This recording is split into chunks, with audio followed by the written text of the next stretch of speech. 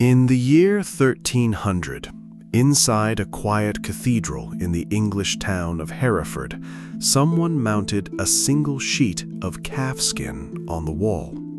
It measured 5 feet tall and 4 feet wide, the skin of a single calf stretched and scraped until it was smooth enough to hold ink. On it, drawn in red and blue and black, highlighted in gold, was the entire world. Not the world as we know it, not the world as it actually was, the world as medieval Christendom believed it to be. The map is called the Hereford Mappa Mundi, and it is the largest surviving medieval map of the world. It contains more than 500 drawings, cities, rivers, animals, biblical scenes, and human figures, packed into a single circle of vellum. It was likely created by a clergyman named Richard of Haldingham, and it was not designed to help anyone get anywhere. It was designed to explain what the world meant. The first thing you notice, if you are a modern viewer, is that everything is wrong. East is at the top, not north. This was not a mistake. In the medieval Christian imagination, east was where the sun rose, and where the sun rose was where God dwelled. So, the most sacred direction went at the top. Jerusalem sits at the exact center, not because of geography, but because of theology. The city where Christ was crucified was the navel of creation. Every other place on earth was defined by its distance from that single point.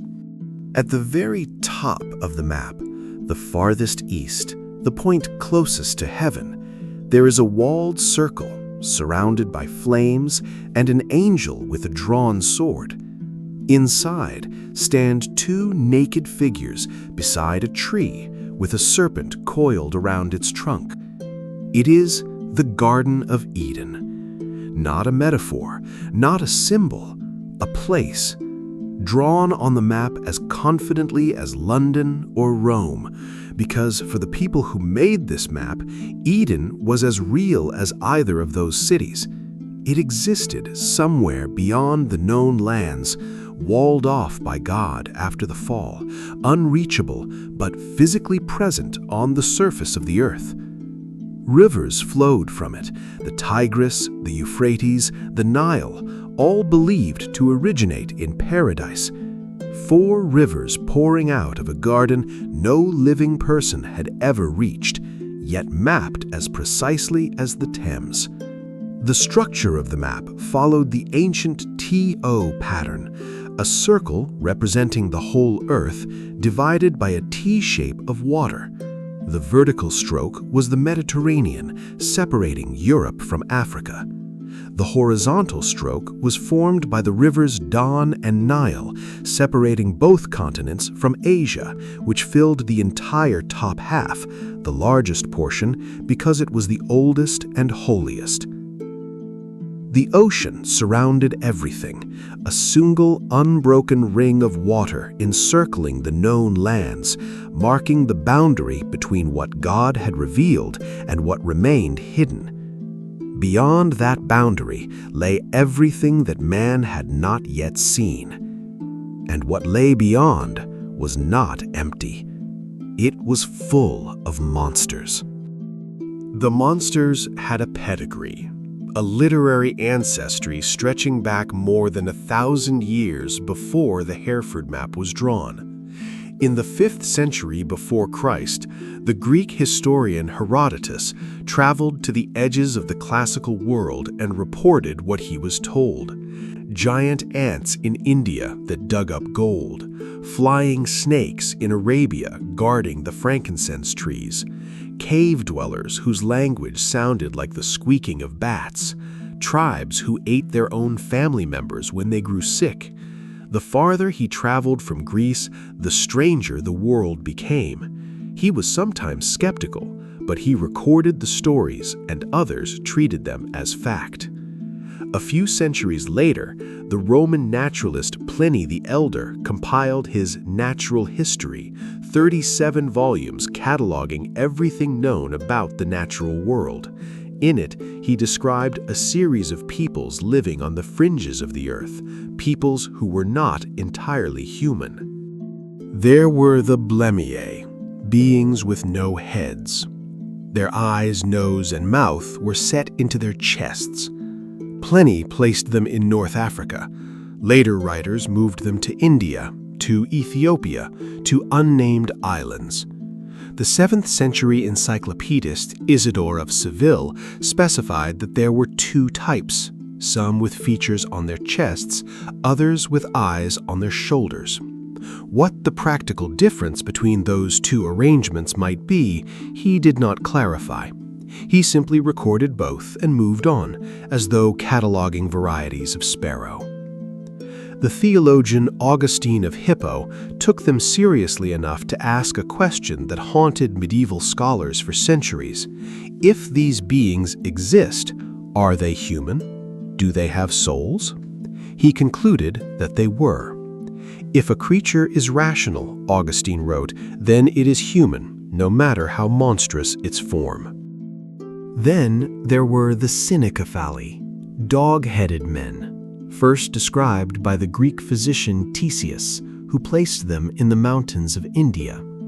They wore animal skins. They communicated by barking, though they could understand the local language. They numbered 120,000, and they were undefeatable in war. But accounts of their nature varied wildly. The 13th century Franciscan monk Odoric of Pordenone portrayed them as gentle, with organized religion and a just king. Marco Polo reported that the dog-headed men of the Andaman Islands ate anyone who landed on their shores. Columbus, arriving in the Caribbean, believed natives had told him about dog-faced cannibals on neighboring islands. The same beings, described in radically different ways, but always placed at the edge of the known, always just beyond where direct observation ended and inherited authority took over. There were the Cyapods, beings with a single enormous leg and one vast foot. They moved by hopping, faster than any 2-legged creature. When the sun was hot, they lay on their backs and raised that giant foot over themselves like an umbrella. They appeared in Greek comedy as early as 414 BCE. Pliny included them in his encyclopedia without irony. Medieval illustrators carved them into the walls of cathedrals across England and France. And there were the Panati, people with ears so enormous they hung to the ground, covering their entire bodies. At night, they wrapped themselves in their ears like blankets. When frightened, they spread their ears like wings and took flight. No one questioned how a pair of ears could lift a human body. The authorities had spoken, and that was enough. These were not fairy tales, not to the people who drew them on maps and carved them into churches. The Blemiae, the Synechophali, the Cyapods, the Panati, they were scientific fact, inherited from authorities that medieval scholars considered absolute. Pliny had said so. Augustine had wrestled with their implications. Isidore had catalogued them. They appeared on the Hereford Mappa Mundi alongside real cities and real rivers, rendered with the same confidence, the same steady hand. No one had seen them. No one needed to. The authorities had spoken. And the authorities had said even more about the animals. If you were a monk in 12th century England, sitting in a cold stone room with a candle and a quill, and someone handed you a bestiary, you would not think you were reading a book about animals. You would think you were reading a book about God.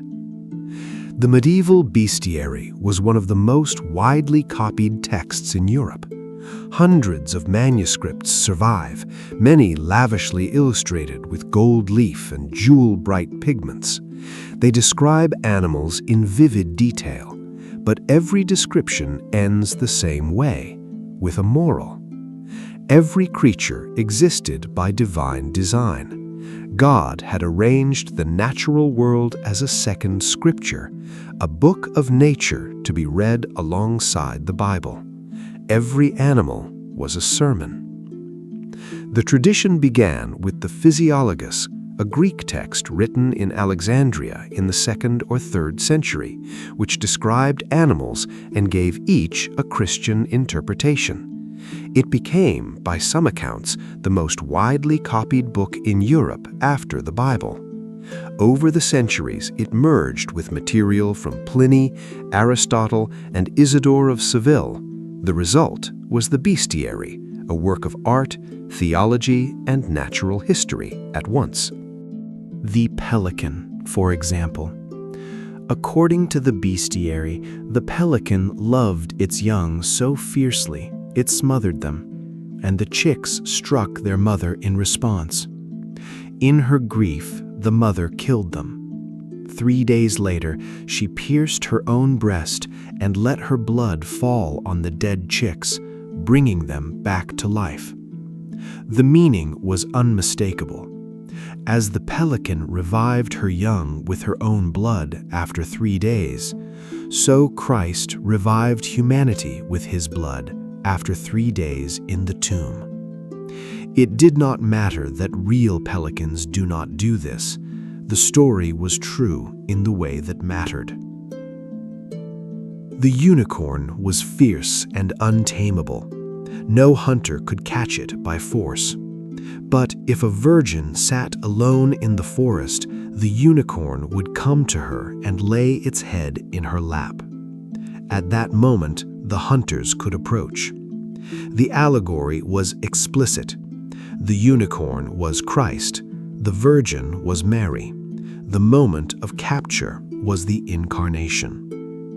The phoenix died in fire and was reborn from its ashes after 3 days, another figure of the resurrection.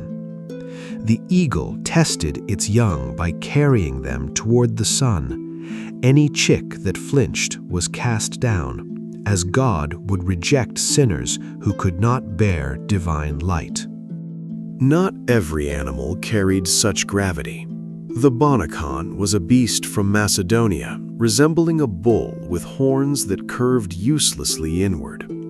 Its defense mechanism, the bestiary reported with absolute seriousness, was to emit a tremendous blast of burning excrement that scorched everything within 600 yards behind it.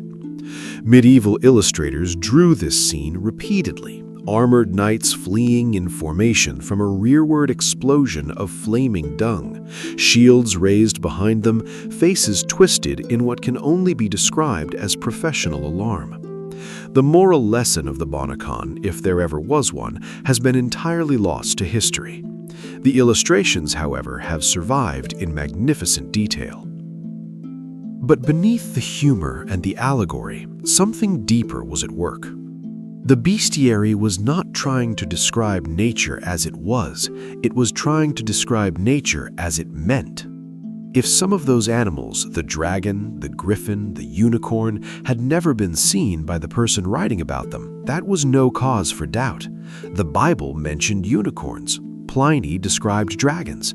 Aristotle wrote of the phoenix. These were the highest authorities in the medieval world, and if they said a creature existed somewhere far away, then it existed. Saint Bernard of Clairvaux, writing around 1127, complained the churches were so full of carved monsters, centaurs, striped tigers, half-men, serpent-tailed beasts, that monks spent more time staring at them than reading scripture. He was not wrong. The images were everywhere. And the world they described, creatures that were lessons wrapped in flesh, was the same world that appeared on the maps. A world where, if a letter arrived from its farthest edge, a reasonable person might believe every word. Sometime around 1165, a letter began circulating through the courts and monasteries of Western Europe. It was written in Latin and addressed to the Byzantine Emperor Manuel I Comnenus. It was from a king who called himself Prester John. His kingdom, the letter declared, lay beyond Persia, somewhere in the farthest east, where the three Indies met. 72 provinces, each ruled by its own subordinate king, all tributaries to Prester John. His domain was so vast it took 4 months to cross in one direction, and in the other, no one knew how far it extended. The letter was staggeringly specific. Rivers of precious stones flowed through the kingdom. A sandy sea rolled with waves but contained no water, and strange fish could be caught along its shore. Beyond it flowed a river of actual stones, grinding and tumbling for 3 days of the week before falling still for the other 4. At the foot of a mountain, a spring flowed from paradise itself. Its taste changed every hour, and anyone who fasted 3 days and drank from it would never fall ill, remaining as if 32 years old for the rest of their life. Salamanders lived in fire and spun thread from the flames. The women of the court wove that thread into cloth so fireproof it could only be cleaned by being thrown into an inferno.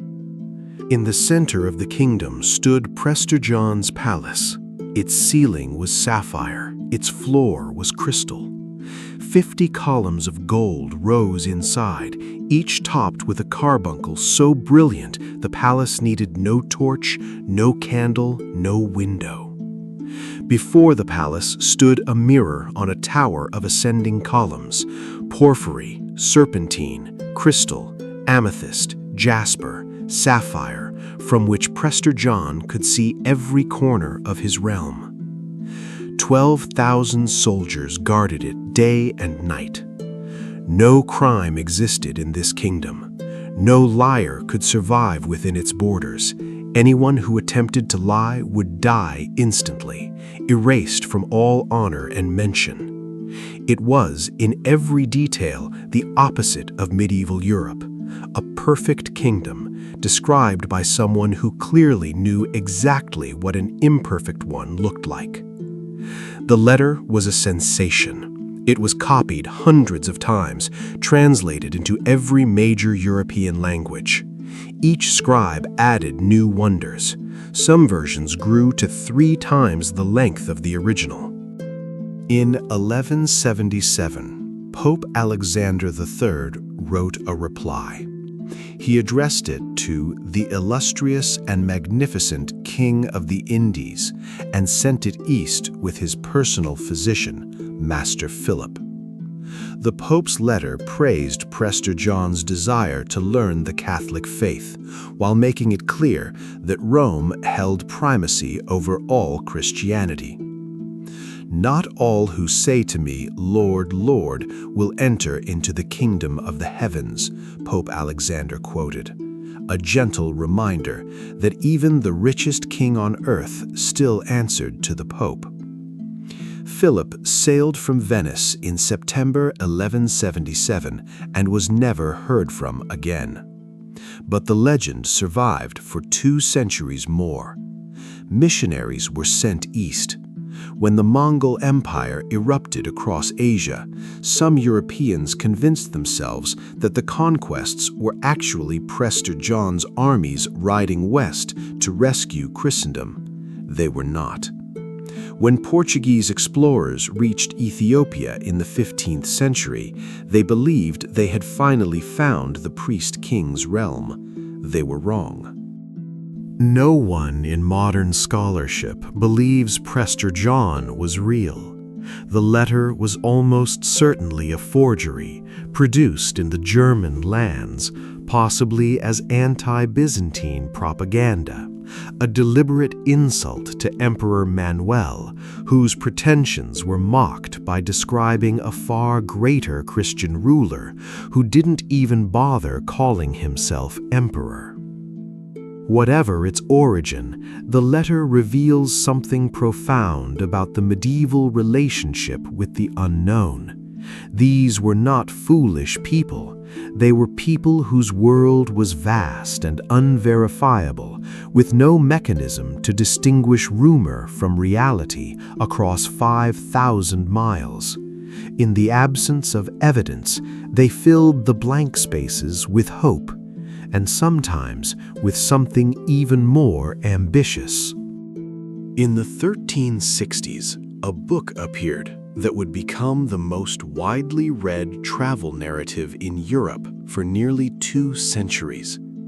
It was called The Travels of Sir John Mandeville, and it claimed to be the first-hand account of an English knight who departed in 1332 and journeyed through Turkey, Persia, Egypt, India, China, and dozens of kingdoms beyond.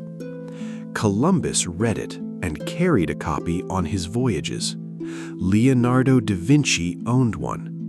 It was translated into every major European language and existed in more manuscript copies than almost any secular work of the Middle Ages. Explorers consulted it as reference. Cartographers used it to fill unknown regions. Its author almost certainly never left Europe. The man called Sir John Mandeville was, in all likelihood, an invention.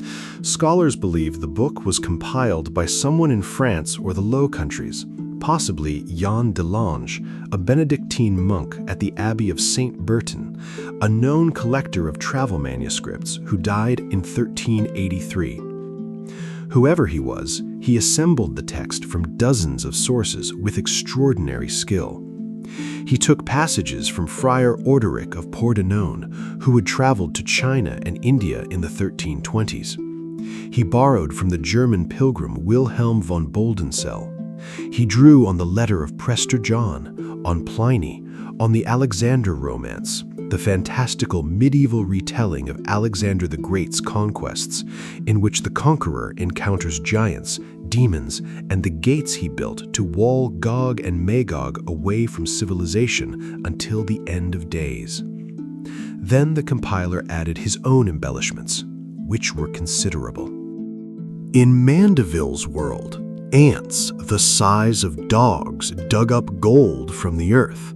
A valley, perilous, filled with demons, was littered with gold and silver and severed heads that tempted travelers to enter. Mandeville claimed 14 of his companions went in and only 9 came out. He does not say what happened to the other 5. Trees bore fruit containing tiny living lambs whose wool could be harvested when ripe.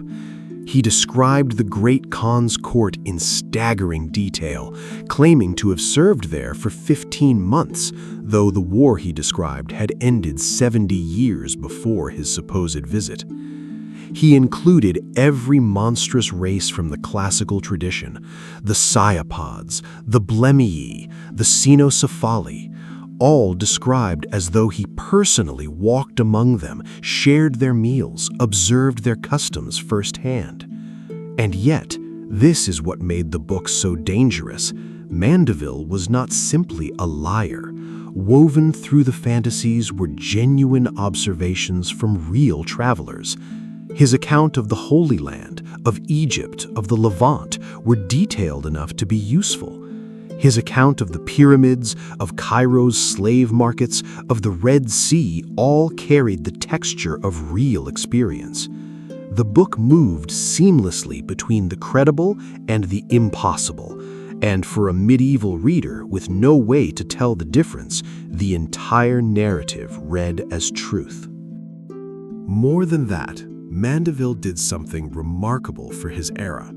He showed genuine curiosity about other civilizations. He described Muslim practices without the reflexive hostility typical of medieval Christian writers. He suggested that distant peoples might have valid customs and beliefs. He noted that the Sultan of Egypt was more impressive than many Christian kings.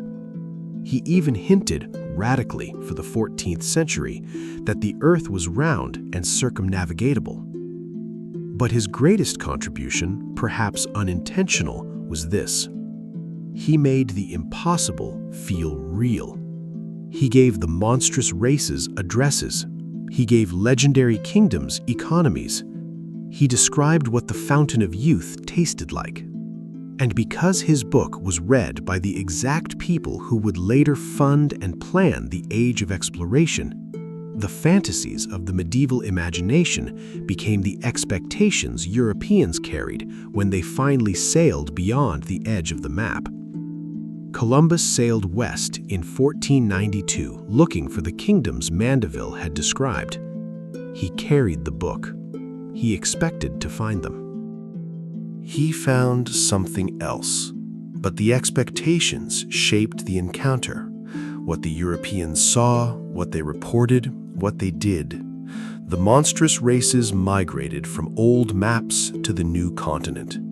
Columbus claimed natives told him about dog-headed cannibals. The Piri Reis map of 1513 drew Blemier on the coast of Brazil. When explorers could not find the promised monsters, they described the people they actually met in the language of monstrosity, a vocabulary inherited from Pliny and Mandeville, and 1,000 years of imagining what lay beyond the horizon. The book was a forgery, but its consequences were written into the history of continents. By the late 15th century, the map was changing. Portuguese sailors had rounded Africa. Columbus had crossed the Atlantic. Vasco da Gama had reached India. And with each voyage, the blank spaces, filled for centuries with Blemier and sea serpents, began to shrink. The monsters did not vanish all at once. On the Carta Marina of 1539, drawn by the Swedish cartographer Olaus Magnus, the seas around Scandinavia still teemed with creatures. A bright red serpent encircled a ship off Norway, its coils thick as masts. A lobster the size of an island seized a diver. A creature shaped like a bishop, complete with mitre and robes, rose from the waves near the Faroe Islands. A whale suckled its calf while an orca attacked from behind. Magnus did not draw these as decoration. He wrote a companion volume explaining each creature in scholarly detail, treating them as real animals that real sailors had encountered. But the Carta Marina was also far more geographically accurate than anything before it, and that was the pattern. As geography improved, monsters retreated to unexplored coastlines, uncharted interiors, the deep ocean, always one step ahead of observation. By the end of the 17th century, they disappeared from maps altogether. Whales became commodities. Serpents became superstitions. The monstrous races became the embarrassing ignorance of a darker age. But that reading is too simple. The people who drew those maps were not stupid. They were doing what human beings have always done with the unknown. They filled it with meaning. Where they could not see, they imagined. Where they had no data, they had stories, inherited from Pliny, from Herodotus, from the Bible, from centuries of travelers repeating what they had been told by travelers before them. Each generation added to the corpus. Each generation treated the previous generation's claims as settled authority. The chain stretched back so far that the monstrous races felt less like invention and more like accumulated knowledge. They were wrong. The Blemii did not exist. The Cyopods did not exist. Prester John's kingdom was a fiction. Mandeville's travels were a compilation of other people's lies and truths, shuffled together so skillfully that no reader could tell where one ended and the other began. But the impulse behind them was not wrong. When the real explorers reached India, they did not find dog-headed men, but they found civilizations of staggering complexity, languages they had never heard, technologies they did not understand. When they reached the Americas, they found not Pliny's monsters, but millions of people living in cities larger than any in Europe, with agricultural systems, astronomical knowledge, and engineering that would take centuries to comprehend. The world beyond the horizon was not full of the monsters the maps had promised. It was full of something more humbling, real human beings living real lives in a world vastly more complicated than anything the medieval imagination had invented. The Hereford Mappa Mundi still hangs in its cathedral, 700 years old, drawn on the skin of a single calf, Jerusalem at its center, Eden at its top, monsters at its edges. It is not accurate. It was never meant to be. It was meant to show you the shape of everything that mattered. God above, the holy city in the middle, and the unknown pressing in from every side, filled with wonders, because the alternative, a blank space labeled "We do not know," was more frightening than any monster. We have better maps now. We have satellites and sonar and submarines that have touched the floor of the deepest trench. But we have not stopped filling the blank spaces. We never could. We have only moved them farther away. The world that never was.